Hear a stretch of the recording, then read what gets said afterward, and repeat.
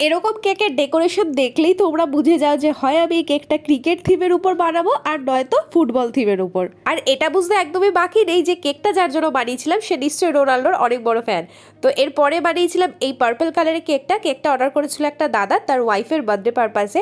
আর এখানে ফার্স্টে আমি একটা গোল্ডেন কালারের বার্থডে ট্যাগ বসানোর পর আমার মনে হলো যে আমার কাছে অলরেডি একটা পার্পল কালারের বার্থডে ট্যাগ আছে, আমি সেটাই অ্যাড করে দিই। তো সেটাই বসিয়েছিলাম। আর এদিকে দেখো আরও এতগুলো কেকের অর্ডার ছিল অলরেডি, সেগুলোর কাজ চলছে। তো ফ্রিজের সেকেন্ড থাকে যে চকলেট মিনি কেকটা ক্রাম কোটিং করা ছিল সেটারই এখন আমি ডেকোরেশন করছি। কালার কম্বিনেশন বা ডিজাইন কাস্টমারের পছন্দ অনুযায়ী ছিল। সেদিন হার্ট শেপের এই কেকটারও অর্ডার ছিল যেটা আমি অনেকটা সকালের দিকে বানিয়েছিলাম বলে ফ্রিজে তোমরা এই কেকটা দেখতে পাওনি। তো এরপরে বানিয়েছিলাম এই কেকটা যেটা তোমরা ফ্রিজে অলরেডি দেখতে পেয়েছো। আর এই কেকটা যারা নিয়েছিল তাদের একটা ছোট্ট ক্লিপ আমি তোমাদের সাথে ভিডিও শেষে শেয়ার করলাম।